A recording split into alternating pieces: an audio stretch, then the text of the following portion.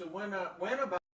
Well, I was told in June that I could not get an extended deferment because of my farming. So I was actually told to prepare for being interviewed and be prepared to be drafted around middle of July in '44. And once you were drafted, were you given an option of which branch of service you went into, or did they just put you in the Army? No, I was interviewed by a local and then later on an intermediary location group that they said, what kind of work did you do? That was what they asked me. And I said I was raising poultry. That's why I was deferred. And he said, oh, so you were a farmer. I says, I was a poultry raiser. You might call me that. He said, all right, I know exactly who needs you. So I said, they said, I'm going to make a decision and get it approved. And it ended up being Fort Knox, Kentucky, where I learned earlier America had kept a lot of gold reserves there, and the Army would sort of protect it.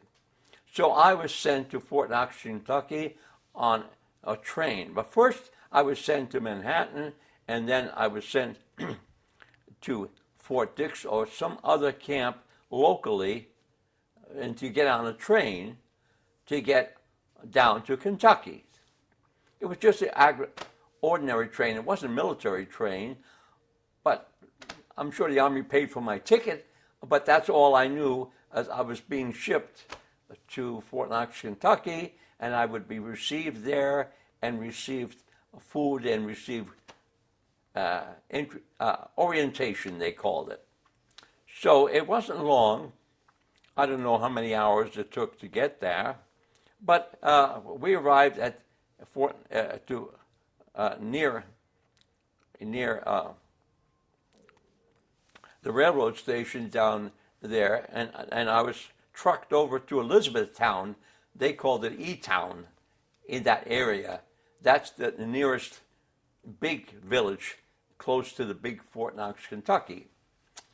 And I don't know what time of day, but I was told to just assemble, and they had speeches, and they had a long line distributing clothes and a duffel bag, and we were stuffing our clothes and shoes and stuff into this big duffel bag. And so they guided us over to the barracks, and they assigned me a bed, and I was told to get ready for the mess hall, and I don't know what I ate, but we had some kind of food, and I was dead tired, and so I went to sleep. That was the first day. I don't remember if it was exactly that middle of July, that's fine. So there I was going to be a soldier in the tanks in World War II in Fort Knox, Kentucky, and I was getting ready to go to school. The next day, I was interrogated and tested for my brain power, I guess, and I passed some tests that they gave me, and they said, we're going to send you to electronic school or radio school or code school. So I learned the next few days. I had orientation in what they call the Morse code classes. Somewhere in my discharge papers, they called it a name of a number of a course number so-and-so. You want me to look that up? Okay. It's in my papers that I will give you a copy of. I went to classes every day and lived like a student, and I did quite well. I passed the 10 words a minute, and then I passed the 18 words a minute section of the course. And meanwhile, we had basic training with shooting and crawling in the mud and having the so-called bullets flying over our head and climbing walls and all basic training stuff, which I really hated, but I guess that was normal. That's basic training. I passed basic training, and not long before, we had a sort of a low-key graduation ceremony, and I was designated radio operator, code number so-and-so. So we were told, we had calisthenics for a while until they told us we're going to move out or ship out. And so I don't know how long that was, but it wasn't long before we were shipped.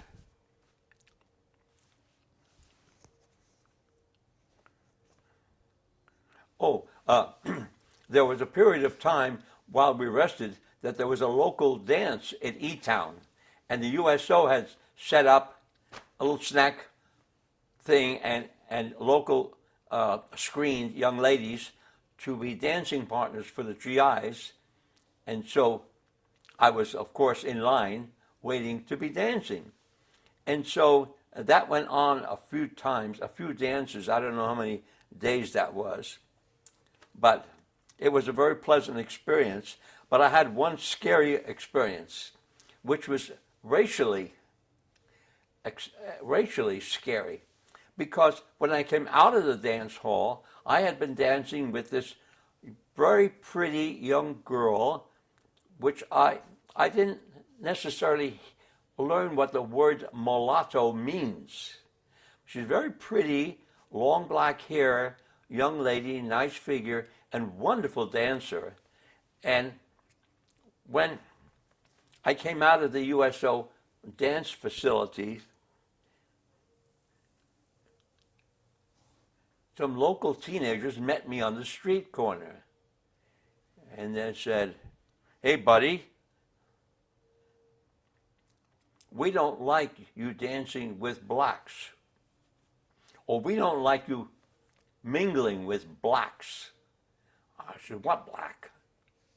And so I was scared because they were not armed, but they had an attitude of letting me know that they're not happy with me.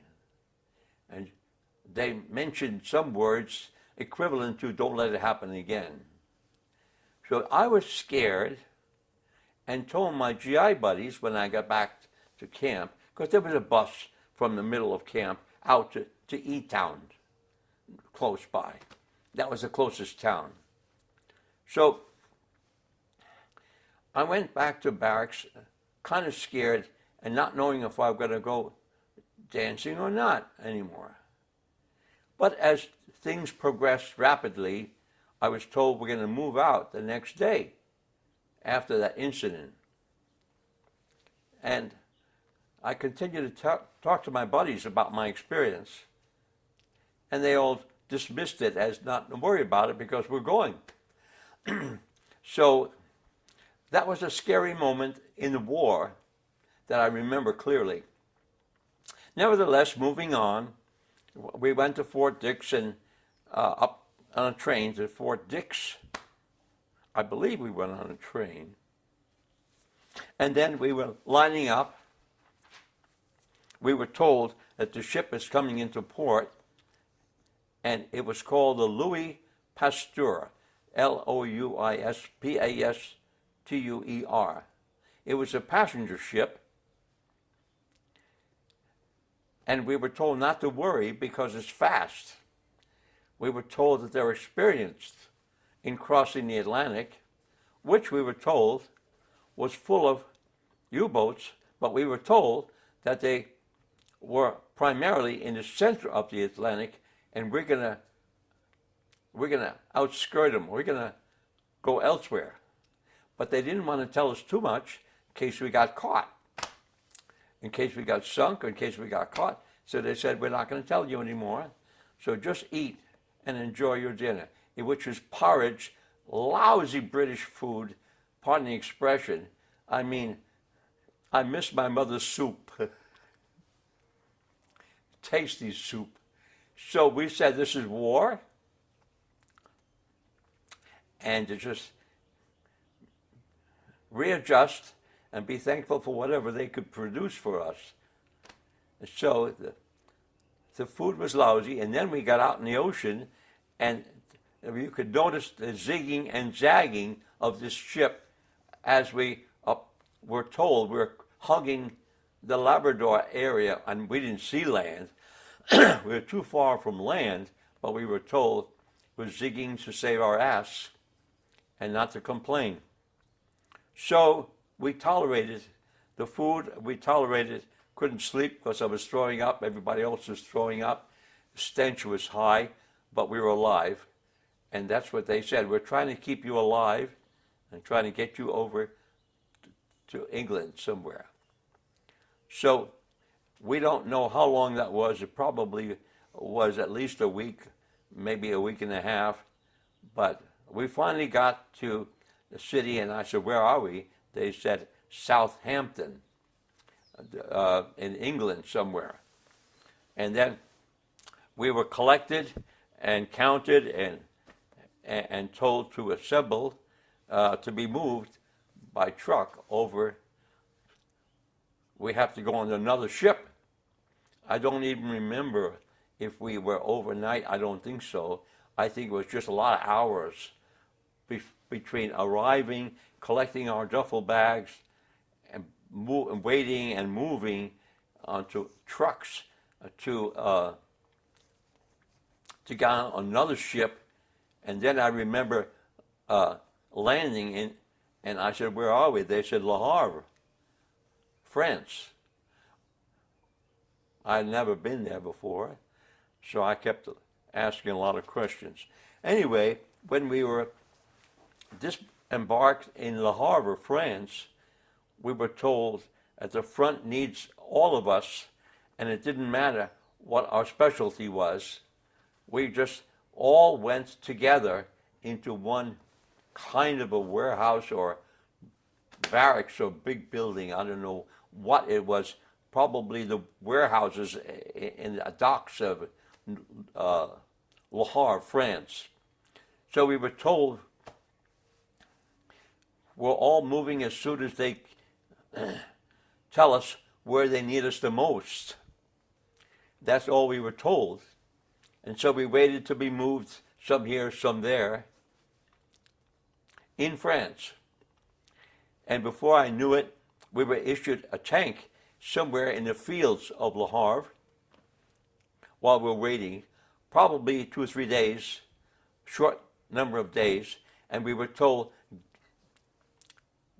which tanks we were assigned to.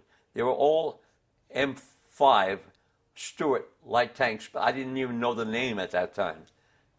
We were just given tanks. That's all I knew. I didn't know the names of all the different kinds of tanks or what they were supposed to do. So that we were given the tanks and gas. We were told to repeat what we did in basic training. Now, in basic training, we laid on the ground and the tanks went over us so we don't get scared. And we were told how to drive them and how to shoot them. And we were told in basic training how to be a crewman on that particular light tank. We were told it was a light tank, but not the name Stuart or the number. So we were driving and turning and stopping and trying to regain some kind of expertise of being in control with this big, what we called it a big tank, but it wasn't. It was not bigger than the others, but so we started getting scared because we could see that we're completely surrounded by ammunition in a real tank, but in the practice tanks, that was empty inside. So we were told what's going to go in here, and we fired them, and we were told not to worry because this armament would save us. We kept getting confident speeches because some of the guys cried. Some of the guys said, I'm not going. I'm going to join the medics. Some of the guys says, I'm going to get the hell out of here. I'm not going to get buried in this casket. Some of the guys were yelling all kinds of things in violation to the rules and the orders. Listen and don't talk and do what you're told. It was scared the hell out of us. And so I was trying to be quiet, but I was scared. They made me scared with their outcries. Okay, so after practicing a few days, we're told to get back to the barracks, and we were trucked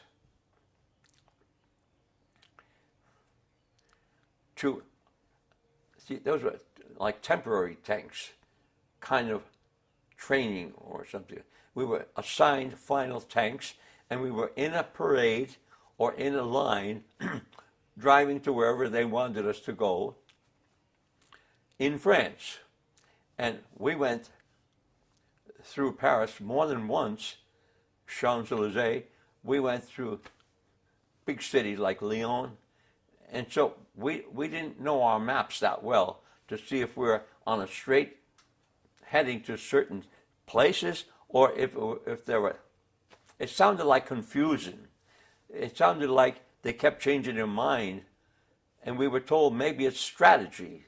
We didn't know. We were confused and asking questions. Okay, so there were days of traveling, which later repeated in the days of occupation. We did more of that kind of stuff.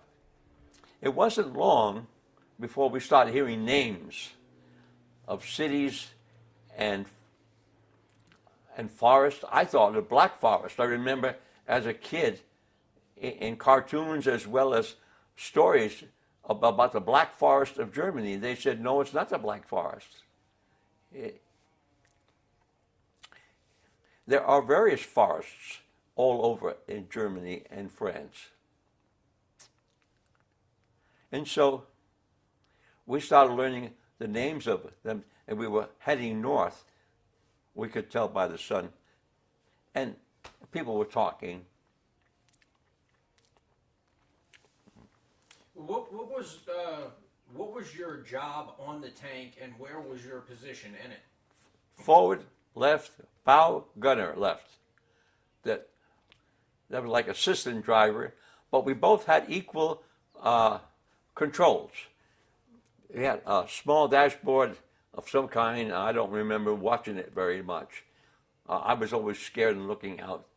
We had a seat that would go up and down, but once we got driving, I didn't want to be caught down in the seat with the hatch closed, because we heard of Germans running up to the tank, putting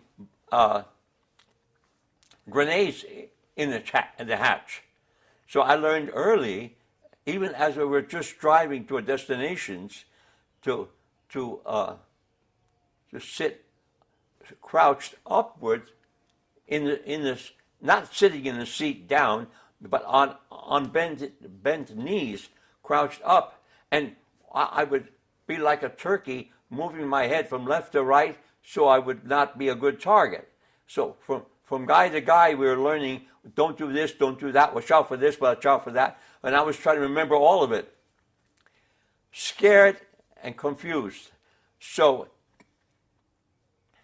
throughout my driving experience, I tried never to sit in a lowered seat, never to sit in a closed hatch, never to stop moving my head up and down, left and right, looking. Okay, during basic training, they didn't teach us, but during the early training in Le Havre, some officers told us, remember your eyes are part of your gun. Wherever your gun is, keep your eyes there. Scan your eyes, scan your gun, so you'll be closer to shooting if you have to. So I remembered that later near the Colmar pocket. Anyway, there was an incident during this driving experience heading for our own outfit, which probably mostly was driving there at the end of January and fighting or close to fighting the early part of February. All of February was scary, and March and April. But before that, it was mostly driving. I remembered names of different cities, some of them beautiful. I remember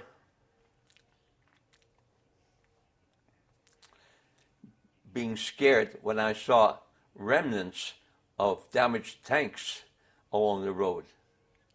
I mean, no people, there were a few incidents when we were driving and we saw body parts along the road.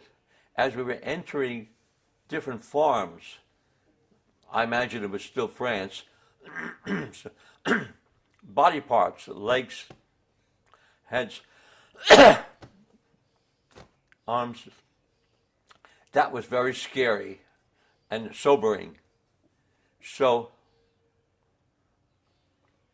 we listened carefully, and when we were allowed, we asked questions. Where are we going? They said, you don't want to know. If you get captured, you really don't want to know anything. So we were told never to steal a souvenir. If the Germans found you with a souvenir, they'd hit you shoot you in the head. And don't keep a record of where you were to tell your family, because if you're caught, they know where our outfit was. So we had no pencil, no paper, no records, no book. We're lost in a way, and yet they said you're safer that way. So there was always a guy or two who would try to pick up a gun or two, and they were told to hide it, but the Germans will search your tank and find out anything they want to know. So that was the scary drive to our ultimate destination. At some point, guns were being fired at us. We didn't know who it was or from where. At some point, we were told, we have a special mission. I was trying to tell my family about this place because I couldn't tell the name of the city. Many of the city entrances had names on placards, ID, and many did not. The Germans or French or somebody removed the identification of what city we're entering. But we were told we had a special mission. I don't know the city or the date. We were told in our light tanks to crawl slowly and quietly to a town that our spies told us the Germans had rest and recreation. And I said, you mean we're in the front line? And that it was kind of gray. It was kind of ambiguous. Because I remember seeing Confederate war where North and South were looking at each other, shooting at each other. That's what I expected. But we didn't have that kind of thing. We were told we need to shock the enemy, surprise them. You don't have to kill anybody. You don't have to shoot. But I want you to crawl slowly. Most towns, farm towns, were circled by farms which have a narrow dirt road and deep ditches on both sides. So it was kind of scary to drive on the dirt roads because they could be mined. And in some cases they were, in other cases they weren't. But the deep ditches were just equally scary because we didn't want to be targeted. we were told that the Germans are starting to hit the first and last tanks, and you're stuck in the middle, and you can't go anywhere if you fall in the ditch. So we were told, try to avoid them, but you couldn't. You had to go where they were. So we were learning that some of our tanks ahead of us were hitting mines on the roads as well. So whenever we had a flat field, we would try to go in the flat field, but it was raining and muddy, and we couldn't go fast. We couldn't escape. So we were stuck with mud, and we were stuck with being trapped, and we had to move forward. So that was very scary. We don't know, weeks of time. So coming back to this town, we approached the towns, and most of the towns had a straight road through the middle of town, and then houses were built on the side. So we were told to go in. As soon as you get in there, you go as fast as you can, but safely. Don't skid. Don't hit a house. The narrow road. So we had to go through to scare, and yet don't get trapped. And that was, I don't know the name of that city, but that was a scary experience. That was one of the first action experiences that I remember. And this is in I think it was Alsace-Lorraine. I don't know where, in Alsace-Lorraine, Luxembourg.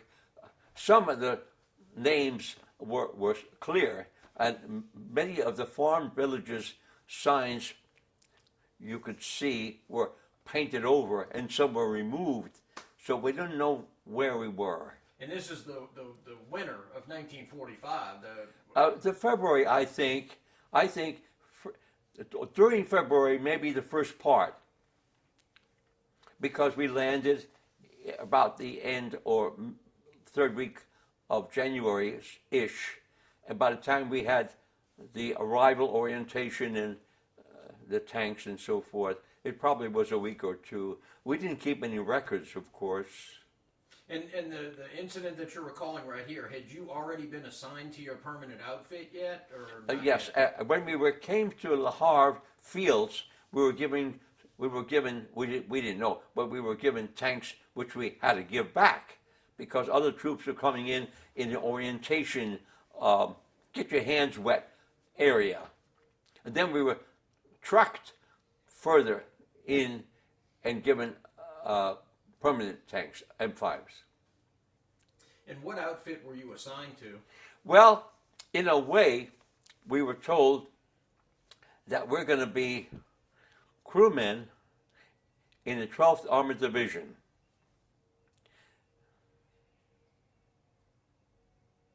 We were told that some of the men are going to the 43rd, and later on we found out that was the battalion number. I wasn't familiar with these names and numbers to begin with, but we learned fast. So that was the number, 12th Armored Division is the name, and we were given patches. Oh yeah, when we were given tanks, permanent tanks, M5s, we were given the insignia shoulder patches. And which company were you assigned to? D, Company D. That was permanent. And we always worked in pairs. 2 tanks, 1 pair. And we stayed like that as long as we could. So that was the phase of unknowns and scary. In a way, it was a face-to-face, but we were told not to shoot as we went through this unknown town, just to surprise them and let them report back that we were behind their front lines. That was a value, what they call strategic value, I guess. So our young lieutenant, I was asking him a whole bunch of questions. He was trying to get rid of me because I was curious. That was my nature. And I was hoping to write home about this stuff, and he said, no, you don't want to know anything. I was confused about the desire of learning stuff and told the danger of that. So I sort of modified my enthusiasm during that period. So we didn't have anything else until we were told later on, either later in February,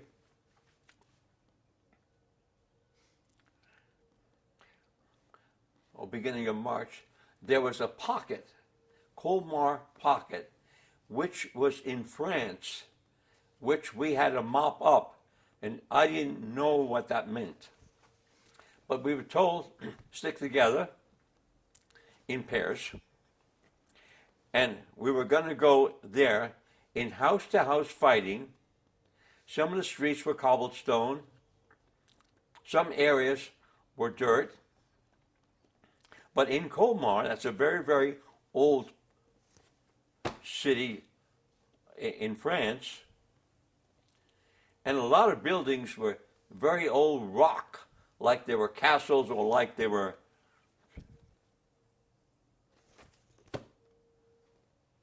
heavy duty. And so we were told the Germans are positioned, and we learned through previous towns, many towns we would drive through before we got here, and people had windows open, sticks out the window with rags, underwear or sheets or something, waving these white rags indicating no Germans here. So we were less fearful or less tense. But when we came to Colmar, there was a pronounced quiet, a pronounced, well, fear overcame us because of the unknown, I guess. We had no white flags, no sound. And so we were told individually, but still in 2 tank pairs, to drive through the town, but be careful of the Panzerfaust. It's like a small football that the Germans would throw at us, but they had to lob it. They had to get a trajectory to try to hit the top of the tank, and it would eat through and explode the ammunition, and then they would wipe out the tank and the people. But it sometimes would even work on the bow, even though the bow was the thickest. They would like to hit anything they could with the Panzerfaust. But they would expose themselves. Okay. So we were warned about this, and my eyes were 3 inches diameter, and I was scanning like I was trained, scanning my eyes and my .30 caliber. I really didn't gain a lot of confidence in the .30 caliber because I was hearing big guns all around us. So, okay, so I was scanning. This is actual combat, where as I was probably shivering and peeing in my pants, I was scared to death. But I was wide awake and eyes open, and I was scanning while I was scanning with my gun as well as my eyes, and I had my finger almost to the point of firing. All of a sudden, I remember this like a ghost stands in front of you. A German dark overcoat was peeking around a corner of a forward right building. I immediately squeezed and watched my tracers down and up, so that I ripped or aimed to rip him in half in his chest. And I held the finger on the trigger, and as we were moving forward, I was looking for another one, because we were told sometimes they'll drop a Panzerfaust from the 2nd floor on the hatch, which is thin.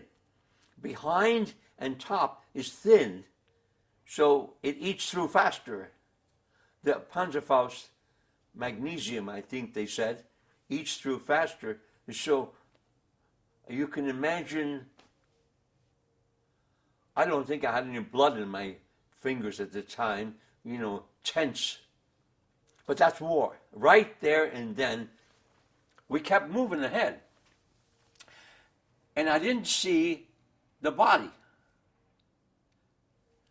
And I didn't see any object on the ground.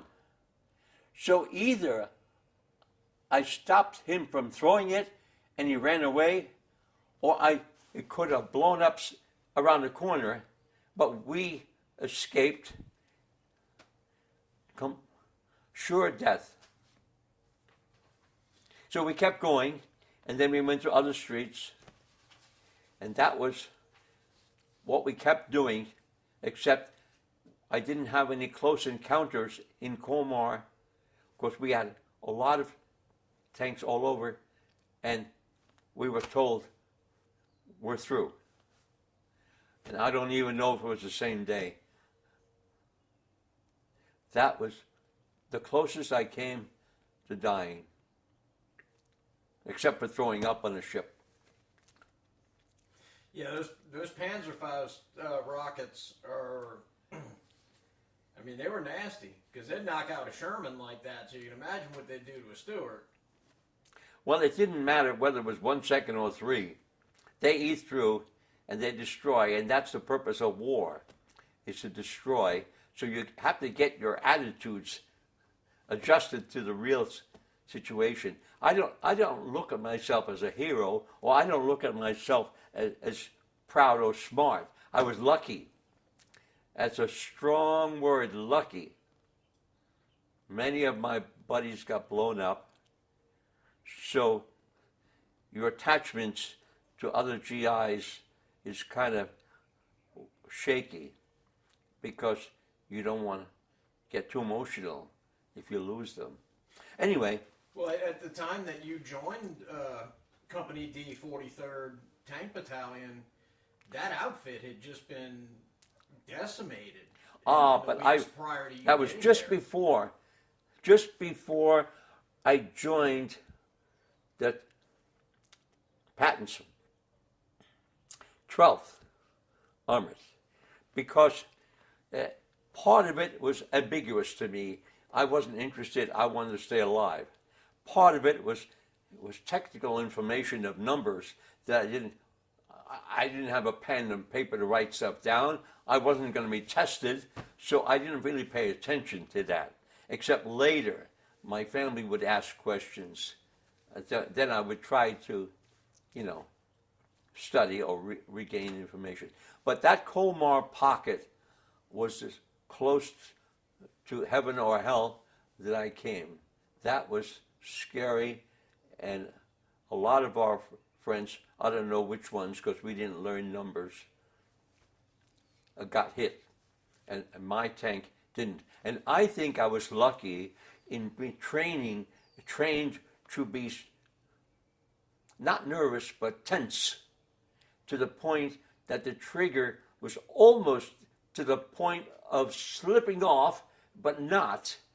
And I was fast enough. My eyes, I was wearing glasses since I was 12. So I wore glasses. And I wasn't rejected for that reason. So I might have gotten replacement of glasses. I don't know, that's the history of my life.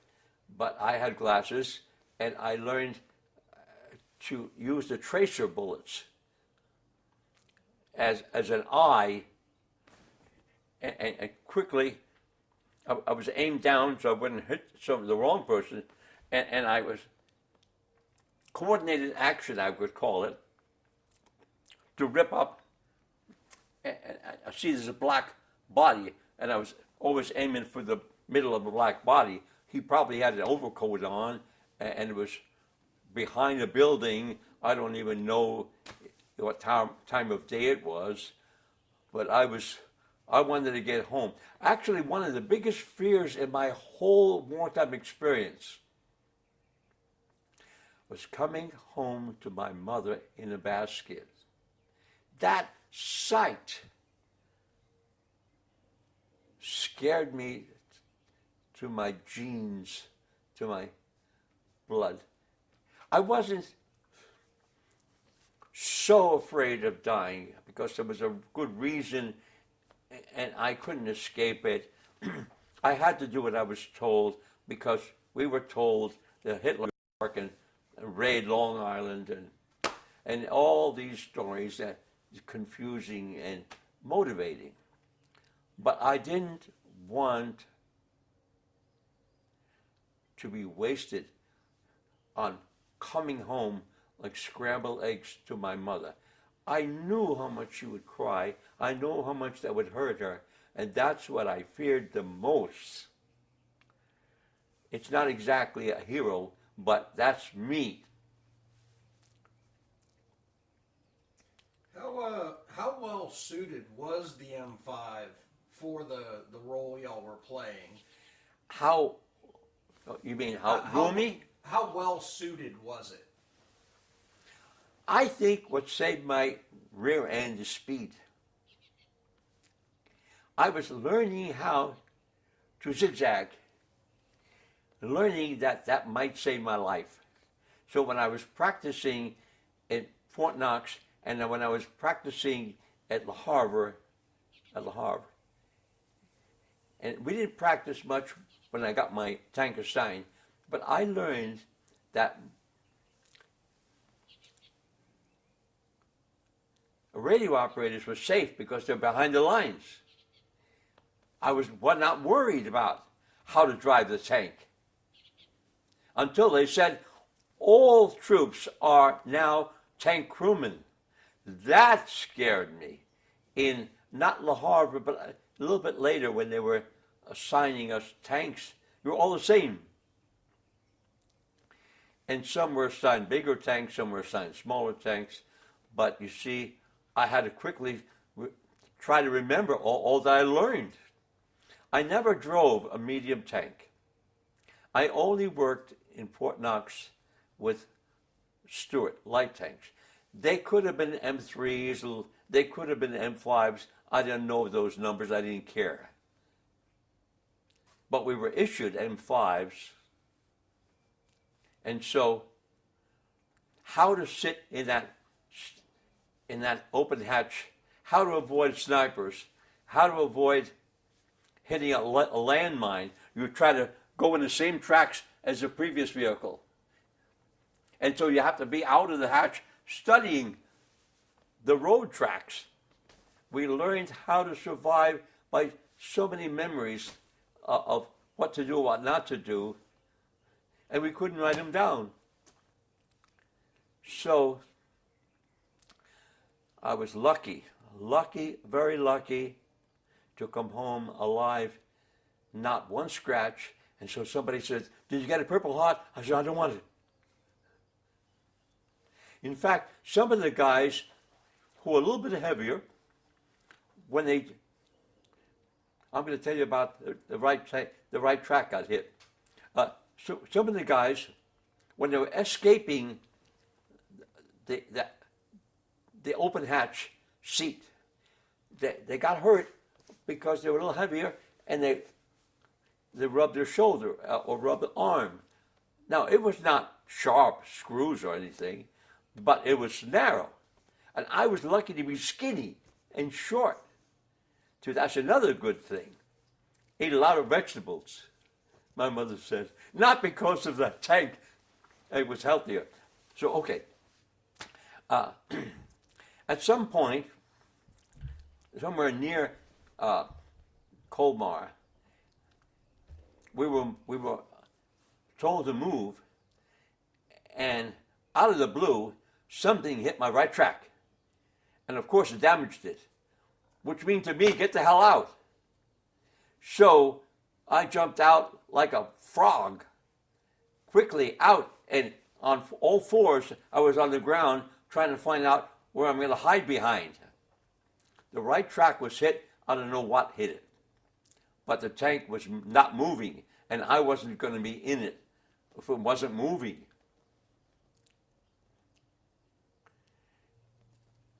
I didn't even see what happened to my buddy tank. But we were escorted away somehow, and we were given another tank, I believe the next day. I don't know that for sure. But very soon, we had more tanks fully equipped with machine gun magazines and 37 millimeter shells. Okay, and so again I was given the job of left bow position, and so we assembled, we regrouped. I think it was a day or two. I can't remember that for sure, but we were given another tank. Again, we were told to join the column or join the fun.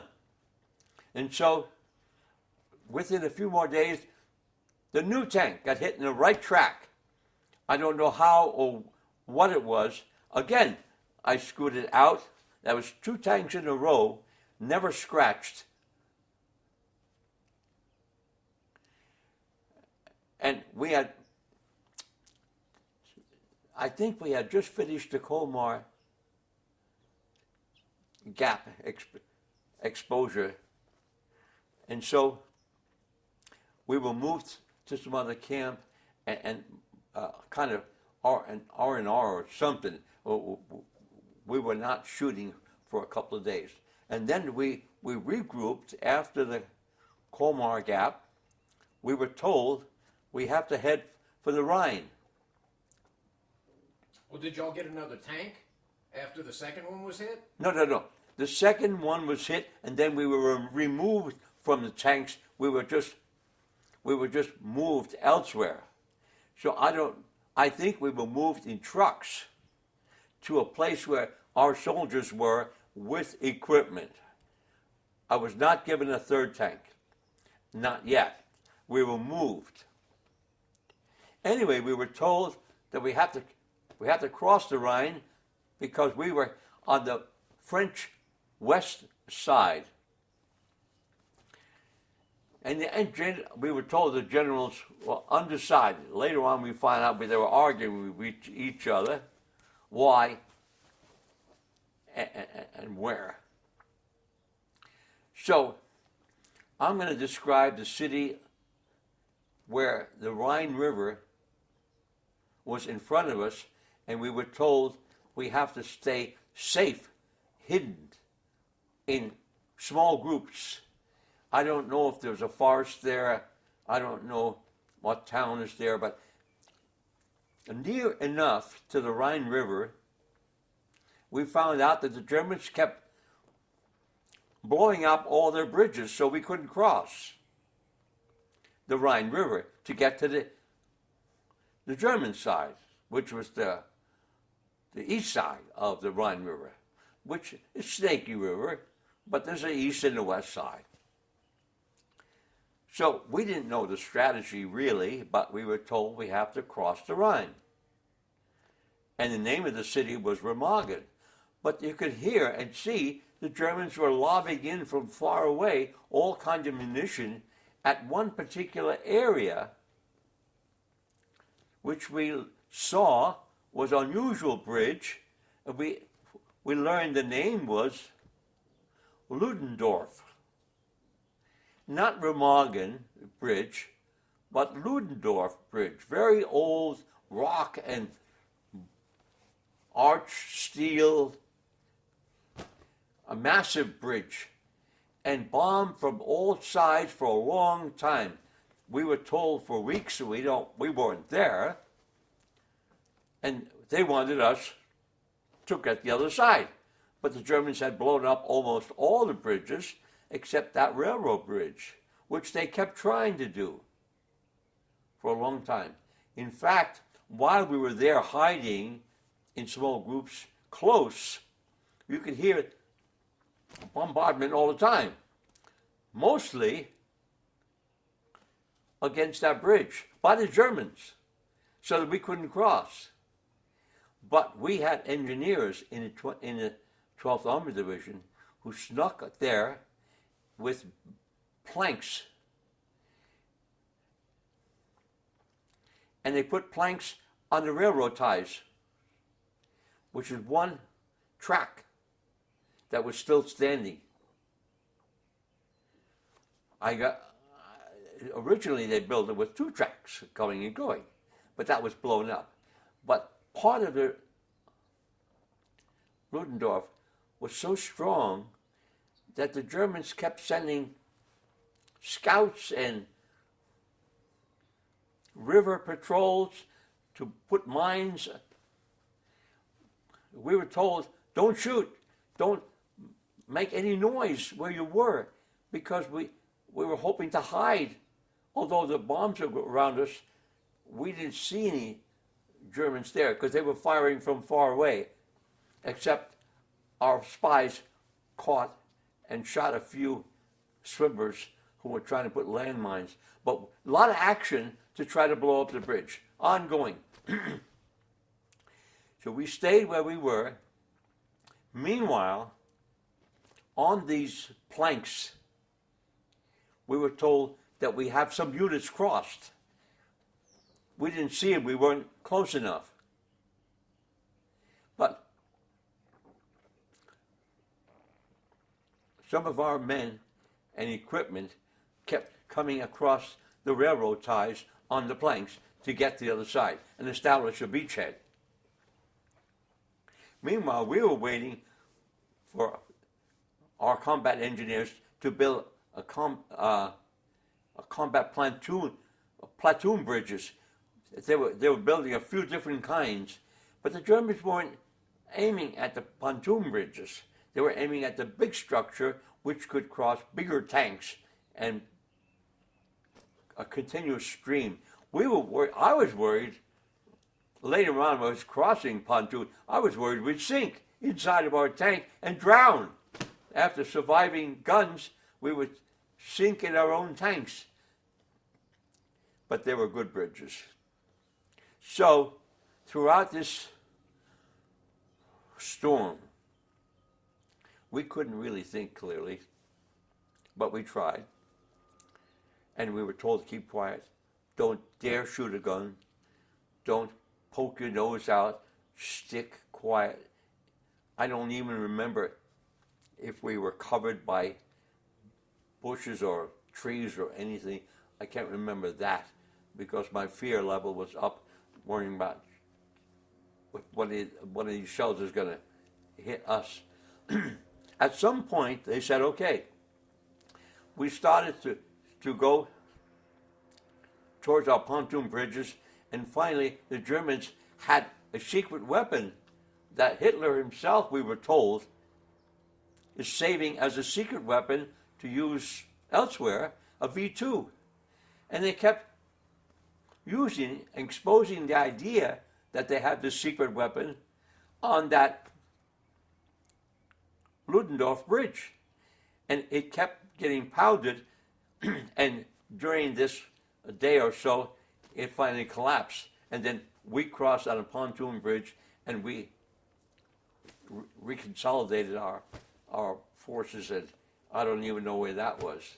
Did you cross on foot or in a truck or in a tank? Or we crossed in, I drove my tank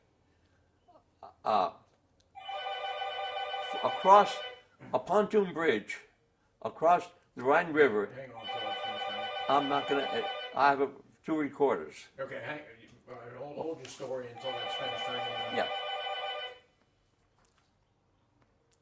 Actually, you know what? Let's stop here for a second. All right, so y'all had crossed the Rhine over the pontoon bridge, and where did you go from there? Well, we reassembled on the other side, on the German side, the west side, and we were told to go in this column to our next destination, and our next destination was lasting for weeks. During, I don't know if it was the 1st of April till the end of April, but during the month of April, we were showing a force in various places, kind of strategic, I guess, but we didn't do much shooting. Wherever we came, we have seen blown up vehicles and all that, but we didn't actually shoot at each other in this area. So we were told to proceed at some point into Landsberg am Lech, which is a Bavarian town, very old, and we didn't see any tanks, so we proceeded around to one of the camps. The camp had been surrounded by a thick wooden structure, kind of a wall where we were at this particular spot. And we came to this big, when I say we, there's two tanks. We came to this tall, I don't know, 10, 12 feet high, thick gate, wooden kind of gate. Couldn't see through it. So as we approached it, we had just come from a field.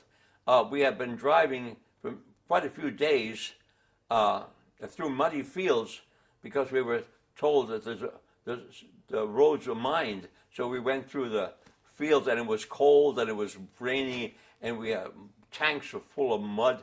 And so we came to this building, this kind of a complex of buildings. And we turned off the engines and didn't hear any engines, so we were kind of relieved that there's no tanks on the other side, because we didn't know if there was anything. But we were planning to save ourselves from the worst. So we expected Panzerfaust and a tank to greet us.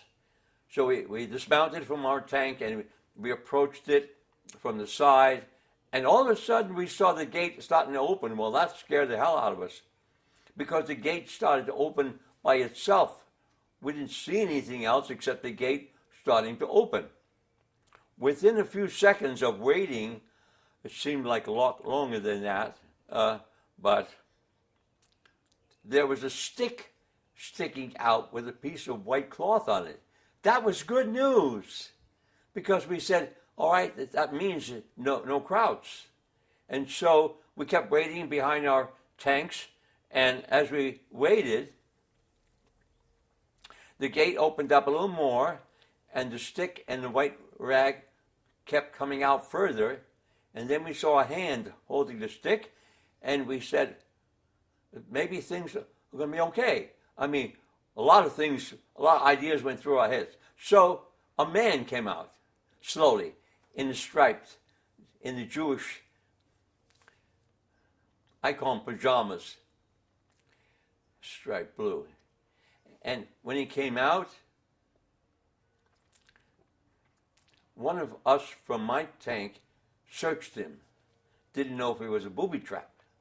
So we quickly searched him, found nothing wrong except a shivering man. And the man moved. We saw he was safe. I mean, we didn't see any munition or booby trap. So he came over to my tank, and he kissed the mud on my tank. That was emotional. And then we saw we had no fear, and so he came over and kissed the mud on my boot. And so as we looked in with our Tommy gun, as a grease gun, we scanned the area and didn't see anybody. We saw a big pile of sawdust in the rear corner of the courtyard. Big pile of sawdust with some 2x4s on top and a couple of 1x2s on top.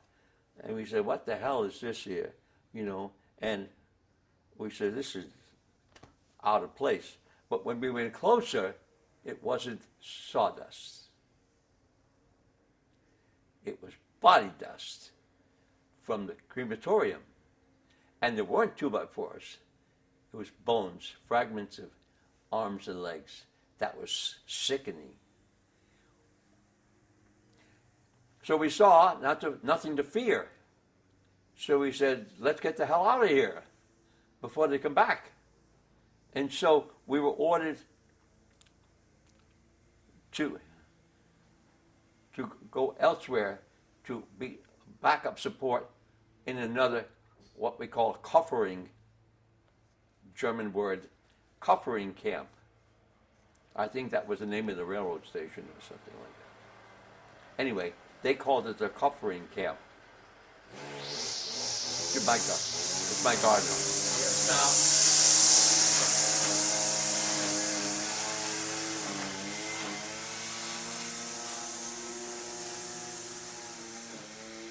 Is he going to be back here for a while? Yes. Because I can't record with that going No. on. I can tell him to go away, or I can tell him to hurry. When you saw that guy come out in the striped pajamas, he kisses the tank, he kisses your boots, and you see the First, I pile was there. very scared when the gate was starting to open. But once you realized what that was, how did you feel? Sick. Especially when I saw it wasn't a sawmill of wood.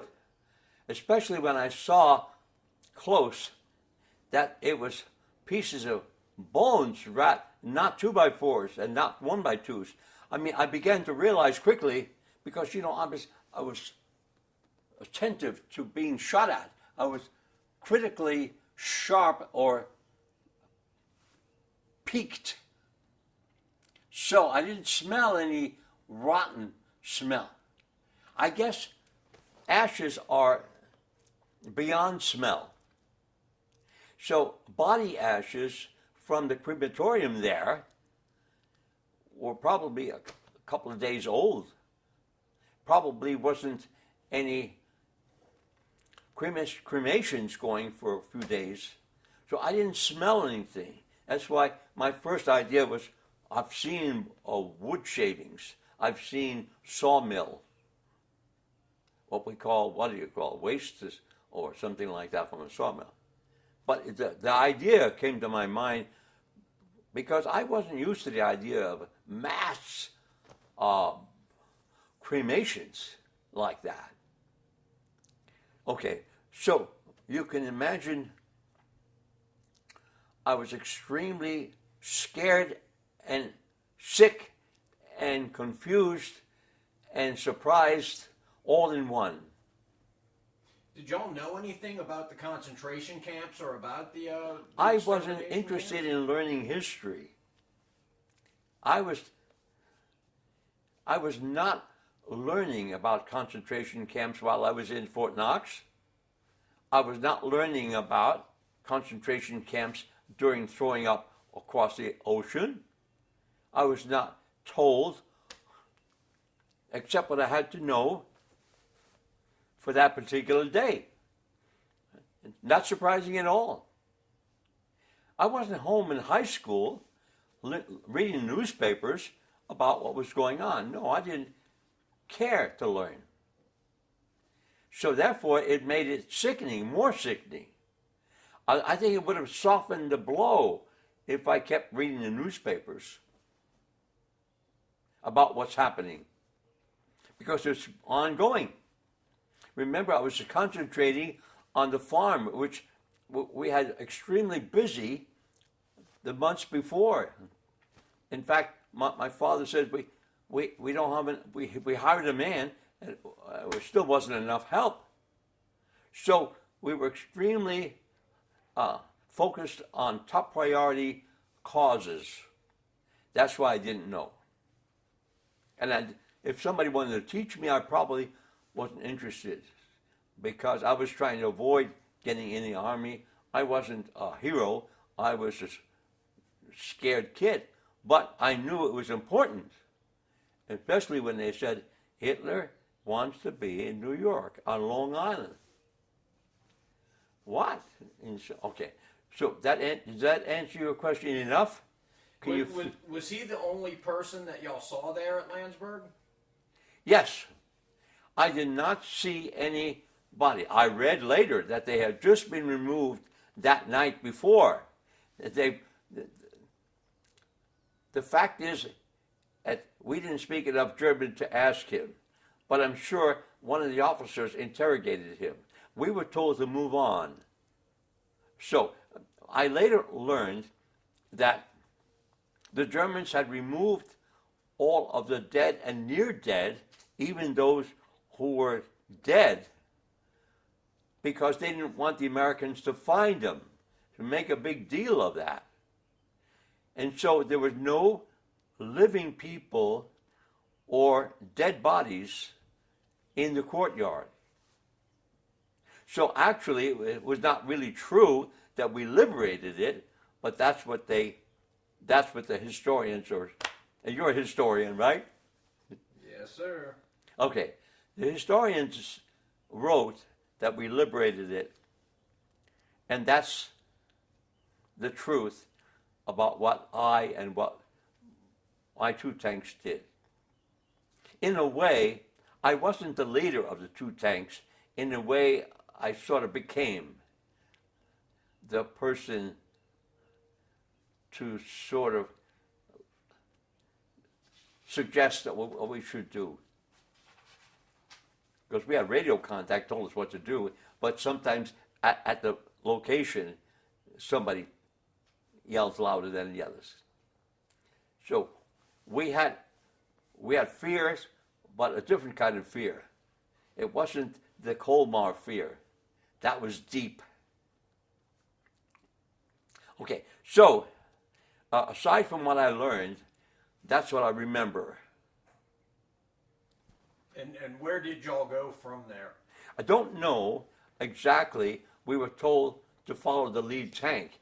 And when you're following, there's no guide to tell you where you are and why you're there and why you're going.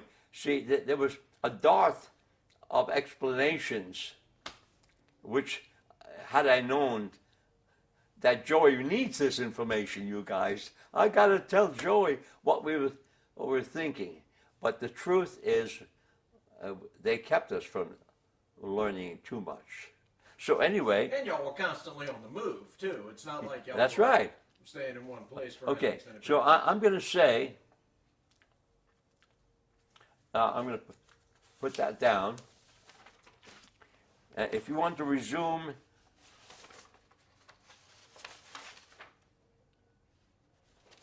are you interested in where we were during the Army of Occupation? Well, tell me how the war ended for you first. Okay. So there we were, still in the war, in the third week of April. And we were told that first we're going to go back to R&R. But we weren't even in R&R. Of course, constantly on the move. One of the things that was scary was whenever we parked overnight, we had to be on guard, 4 hours on, 4 hours off. That's normal Army activity, because we were afraid that the Germans would want to wipe out each tank is $250,000, I don't know how much, but a lot of money. And so we were on guard at nighttime to protect our tanks, 4 hours on and 4 or 6 hours off. So that was near Wiesbaden, I think, mostly in Bavaria, Bayern. Bayern is the German name, right? And we were not too far from Landsberg. In fact, you know that was where Hitler was incarcerated as a juvenile detention center. Okay, I'm not going to go there. That was just stuff I read. But we were aiming at checking to see if there were pockets, checking to see if ammunition and guns were not hidden. So we were searching. We were going building to building, searching. And meanwhile, we were short of food. I remember one incident where during the war, we were getting hungry. Our own supply line couldn't find us. And we went to basements of stores and homes looking for salamis or something. Meats that were spicy so they could be preserved. And we didn't find anything to eat, but we found pink champagne. So each tank got loaded with half a dozen or more cases of pink champagne. So, when we got the Army had rented a 90-some bed hotel in Copenhagen, Denmark, right on the main drag. They rented the hotel, gave us $36 in cash. Are you interested? Yeah, but this is while the war is still going on? It was during the Battle of Occupation, yes. I mean, the period of occupation. No, the war actually stopped in May. Right. So the war wasn't going on, but this activity was. Do you recall hearing that the war had ended? That the war in Europe had ended? We were told at Landsberg that this might end the war. But that was just soldiers and lieutenants guessing. Unless they received word, it could be that they received the message, but they didn't explain to us everything. They said this could end the war, or this could be the end of the war. Things like that. I remember the excitement of hearing the good news, but we didn't have any verification of that. Gotcha. Okay, so, I'm sorry, so after the war ends, you get to go to Copenhagen. Yeah. So tell me about what happens there. Okay. We were established in homes up and down the street in Wiesbaden, Germany. In I think that was Bavaria, Bayern. We were established, and they said we're going to have R&R. So the Army rented this hotel in Copenhagen, and were giving us $36 American money to go to a restaurant, get a meal, go upstairs and get a shower and get a shave, because we were trucked there. We were trucked in a caravan of trucks from the Wiesbaden area to the Copenhagen area. A long, long drive. I don't know how many miles it is, but it's a long drive. And we were parked in front of the hotel, a whole string of trucks, and told to go up into our rooms. So we were given room numbers, and we shaved and showered, and we went to a restaurant. My group, a couple of, 6 or 8 GIs. We went to this restaurant around the corner. They had hardly any food. They made some casseroles and beer. So everybody grabbed a couple of bottles of beer. We could easily pay for it, no problem. And we're eating. And when we finished eating, laughing and BSing, So what happened was we left the restaurant, which is right around the corner from the hotel, and we saw that we are facing an intersection where there was a tram station. A tram is a multiple streetcar.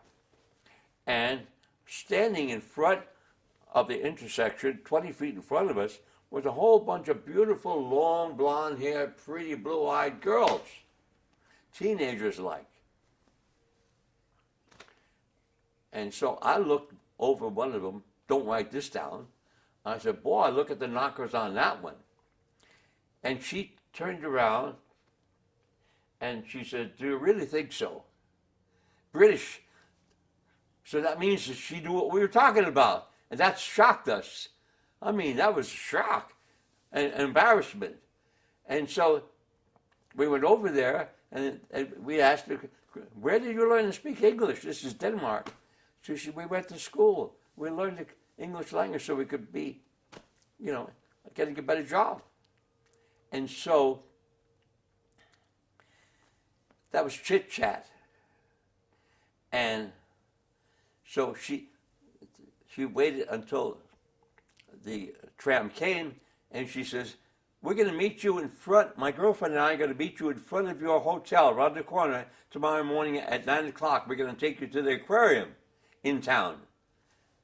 Wow. So, that was the end of that for the moment. So we went to the hotel and slept because we've been on the trucks all day. And we went to the bedroom and we went to sleep. And the next morning, the girls were down out on the sidewalk waiting for us. They paid for our ticket to go on the tram. We went to the aquarium. They bought us Weisswurst. That means veal. Weisswurst. Normally, hot dog is brown, but that was a premium. We had a Weisswurst and a beer, and we went into the aquarium, and then we're walking, and then she says, my mother is going to make a dinner for us, and so she escorted us in the tram to her parents' 4-story walk-up apartment building not too far away, and the family received us. They had a father who smoked, didn't speak any English, mother who used to be a nanny in Great Britain, she spoke more. She had an older brother, 2 years older, Henrik, and he spoke a lot, but Greta, Margrethe, that was the name of the queen, or the princess, and named this girl after the princess. Greta, that's a short nickname for Margrethe.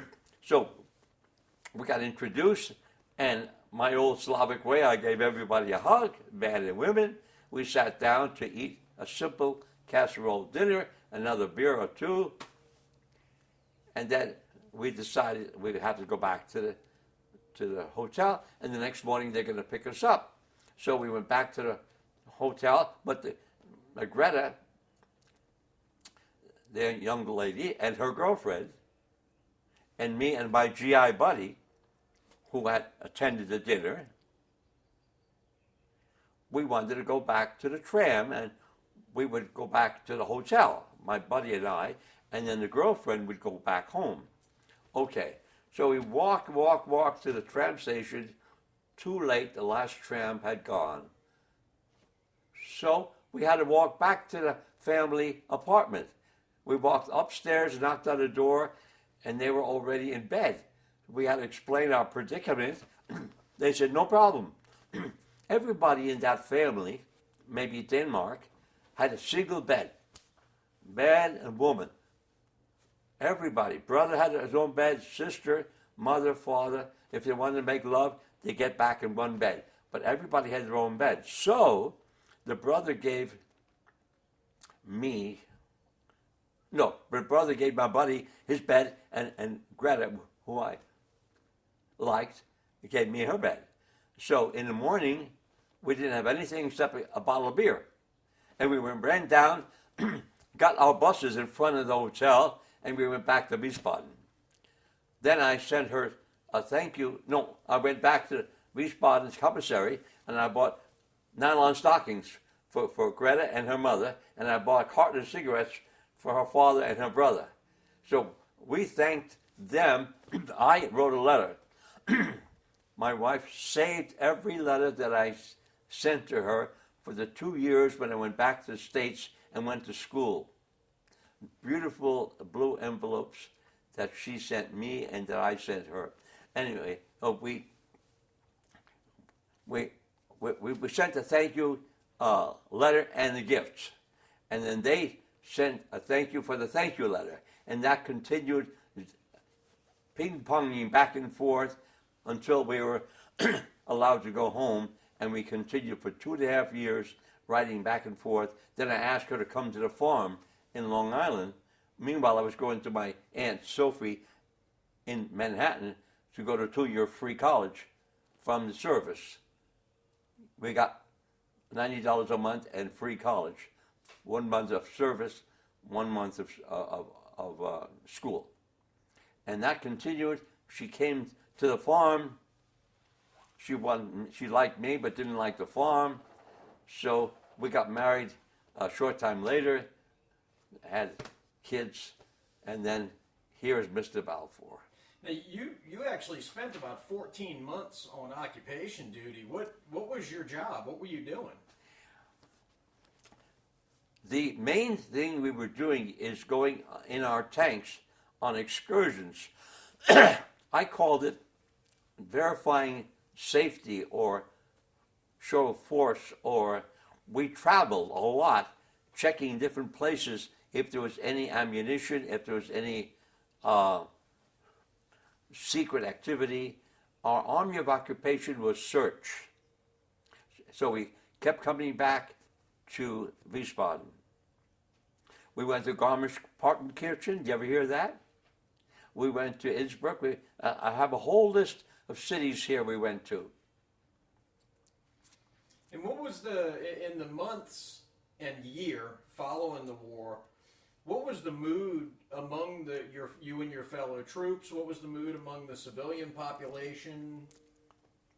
Actually, the predominant mood was, thank God I made it, an act of repeated statements of how lucky we were, relieved of not being subjected to the terrible, terrible things like the Malmedy massacre, like the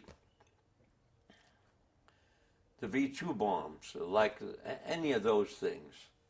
It was relatively easy. It was simple, hard work, but not scary. It was not fearful.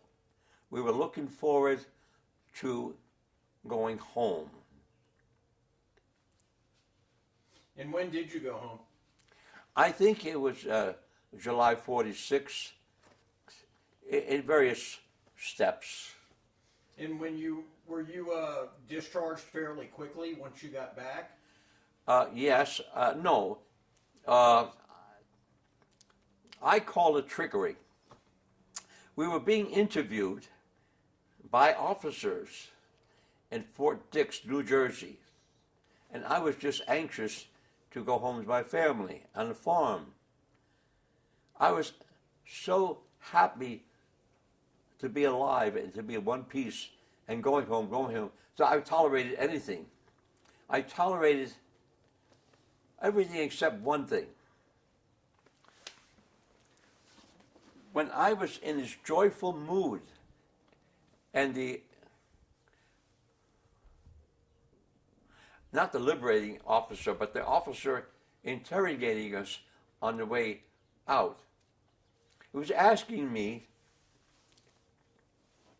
thank you for your service, and here's the exit papers. Want to sign up for the reserve? That was quiet. That phrase was quiet. So I said, well, of course I want to go home. What did you say, sir? He says, well, aren't you going to join the reserve like these guys, continue your pay and your education? I says, sir, would you repeat that, please?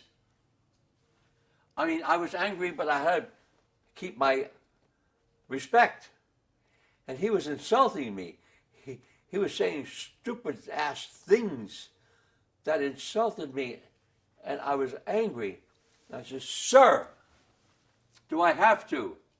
He said, well, that's up to you. He was farting around with words like that. I thought it was disgraceful. I wanted to get out of there, back to my family, get back to a girlfriend. Now I had a girlfriend. I had plans. Not necessarily the poultry farm, although that's what my parents wanted, me to come back and run the poultry farm. Okay. Do you get the gist of that? I got it. I wasn't a hero. I was a kid who was glad to be alive in one piece, not one scratch. How lucky, lucky, lucky I was. But that close, many times, to just being blown up. Did you have any, once you came home, did you have any trouble with like nightmares or what we now know as post-traumatic stress? Not that I remember, no. I was tuned in to the joy of family and the security and protection of family. I did a lot of hugging, as I do. And when I did come home, I helped my parents with the farm for a little bit until I couldn't find this. Here's an important thing. I had the Army ready to pay for my schooling, but I delayed leaving the forces until I got an extra stripe. That's a extra stripe, so I would get more money, pennies per dollar per month. That was stupid because all the other GIs filled up all the positions on all the colleges. That was a stupid mistake I made. So the only college I could find that was reasonably close so I could live at home was YMCA Schools of New York. Do you ever hear of that? They had been running what we call a nationwide system of what they call K-12, from kindergarten to 12th. High school was their limit. They started hiring people and buying books and renting classrooms, and they wanted to make money on the GIs coming back. That's the only place I could go. So I went to Manhattan, YMCA schools near Columbia University, because my aunt lived a few blocks away in Manhattan, and she had a spare room, and I could live there. And my uncle was a chef, a big chef in a big hospital, and they had plenty of food. And I stayed there for 2 years, going to school and becoming what they call electronic engineer, but that was a very poor education. What was your most memorable experience of World War II? And a fear level or joy level? Either. I think Colmar, face to face with that black army overcoat. And I saw something stick out.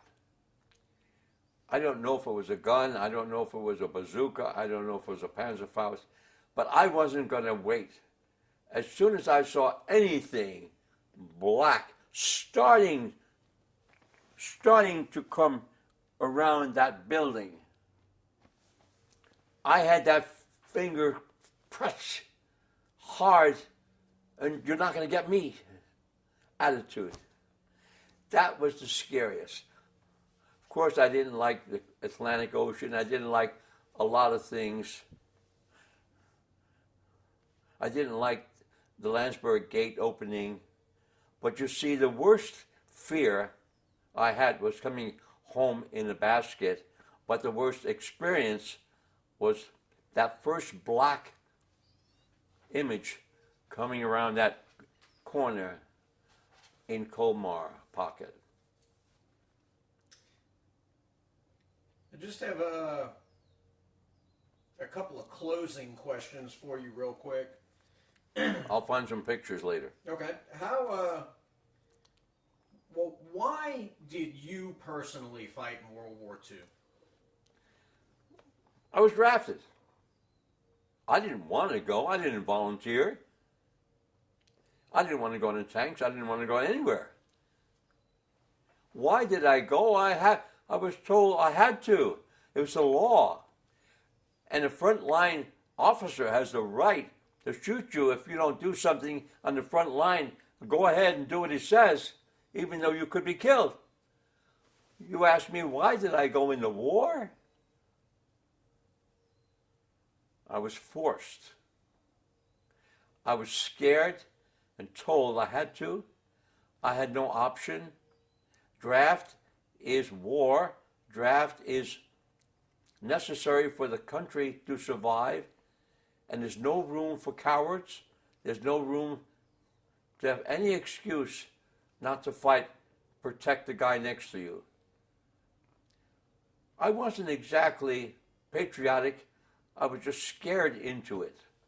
I was told, I better or else. How would you write that down as a historian? Forced? I would say, well, I mean, it's right out of the gate. You called it. You said you were forced into it because of the draft. How did World War II change your life?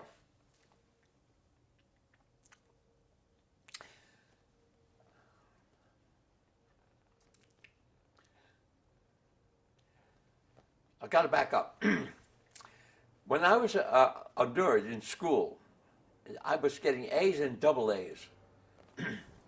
And I wanted to get a free New York University education. I was told I could easily get a scholarship. I was told just keep on the same track.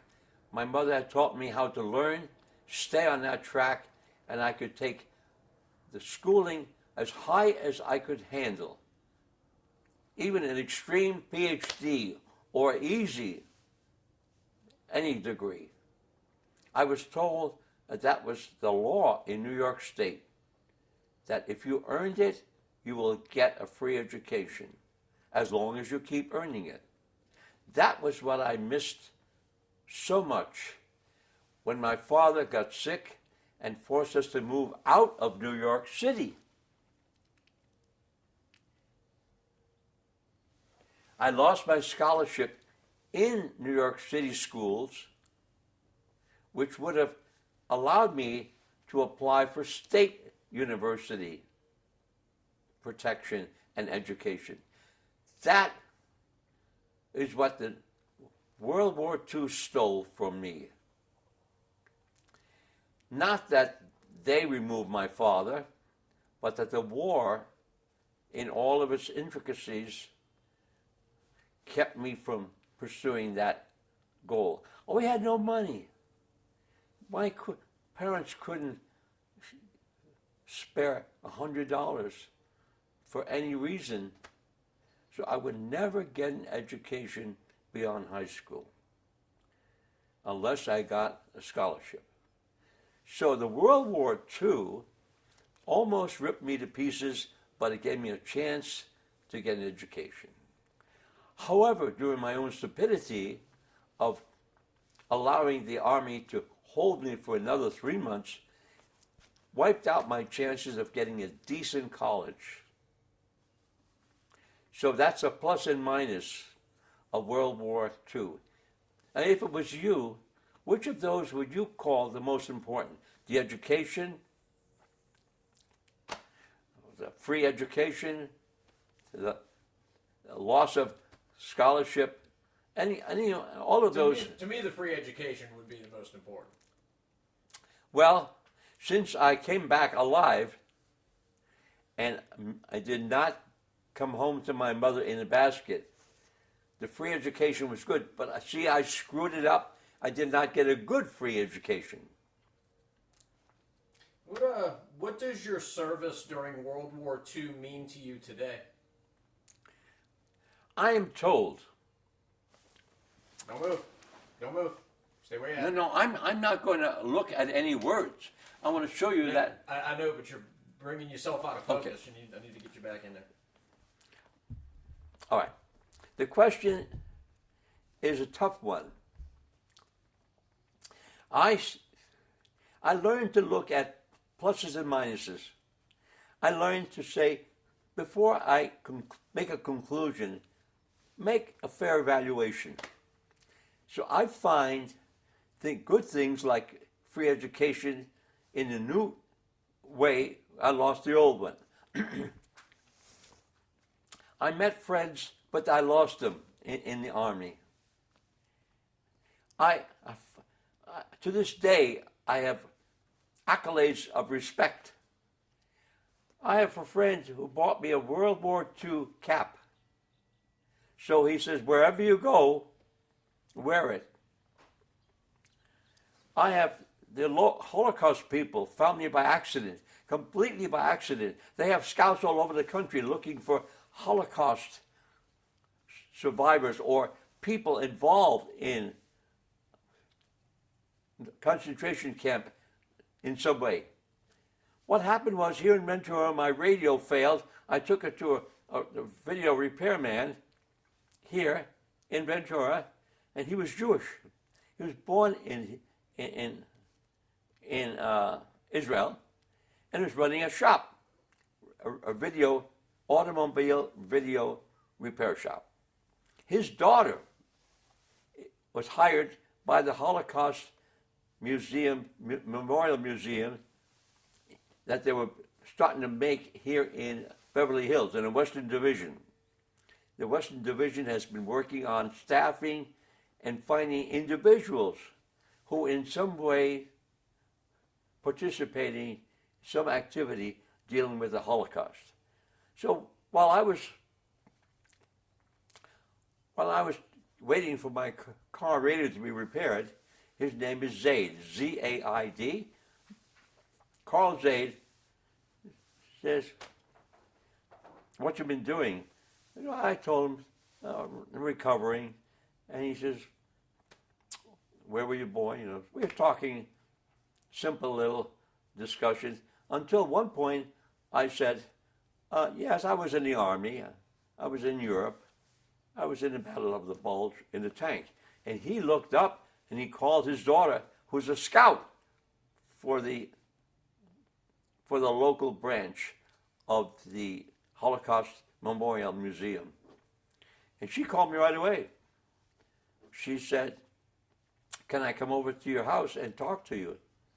I said, "Sure." Anyway, one thing led to the other. I allowed her supervisor in Beverly Hills to come to my home. We had an interview here for a couple of hours. I treated them to a couple of little sandwiches, and they called me and told me that I'm going to be selected as one of two main persons at this big banquet, fundraiser banquet at the Beverly Hilton Hotel in Beverly Hills. I was shocked and glad. My whole family was super. You can see my family here on this colorful picture. Anyway, my whole family, 10 of us, were invited to this huge fundraiser, and there were speech after speech after speech. In fact, if you're interested in listening to a minute, they announced my name during the big banquet at Beverly Hills. So I have that. I have pictures of that particular. But all during my civilian life after the war, I've had people give me accolades and thanks of being in the war, thanks of helping, thanks of doing whatever I did.